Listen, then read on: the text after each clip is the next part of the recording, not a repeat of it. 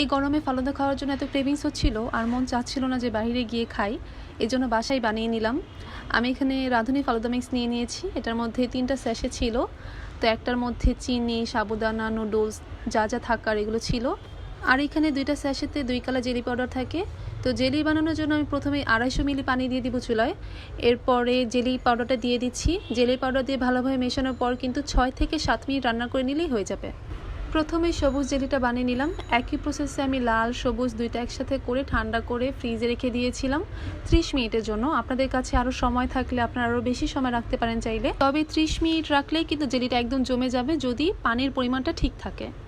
এরপর আমি চুলায় দিয়ে দিলাম 1 লিটার দুধ। এটাকে আমি একটু জাল করে নিব, বলক আসা পর্যন্ত অপেক্ষা করতে হবে। এখানে দেখিয়ে দিচ্ছি এই প্যাকেটের মধ্যে কি কি আছে। এখানে ভাঙা নুডলস, কিশমিশ, সাবুদানা, চিনি সব কিছুই আছে।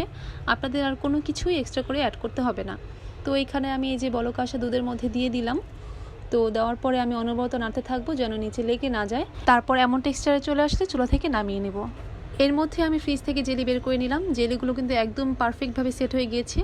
এরপর আমি পছন্দ মতো শেপ করে কেটে নিচ্ছি। আপনারা চাইলে এর থেকে বড় ছোট যে কোনো শেপের কেটে নিতে পারেন। আমার কাছে সবুজ কালার জেলিটা বেশি সুন্দর লাগছে দেখতে, লাল কালারটা তত একটা আসেনি। তো যাই হোক, আমি এখানে কিছু ফ্রুটস নিয়ে নিয়েছি। আপনারা পছন্দ মতো ফ্রুটস নিয়ে নিতে পারেন। তো এখানে আমি এই যে প্রথমে দিয়ে দিচ্ছি ফালুদা মিশ্রণটা, যেটা আমি চুলাতে দুধের সাথে জাল করে নিয়েছিলাম। এরপর কিছু ডেটস দিয়ে দিচ্ছি। এখানে আমি আমার মন মতো কিছু ফ্রুটস দিয়ে সাজিয়ে নিচ্ছি। তারপর দিয়ে দিচ্ছি উপরে জেলি। আপনারা চাইলে এখানে ইয়েলো কালার জেলিটাও ইউজ করতে পারেন যদি আপনাদের কাছে থাকে।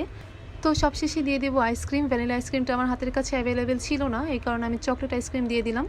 আর উপরে কিছু চেরি দিয়ে ডেকোরেশন করে নিচ্ছি।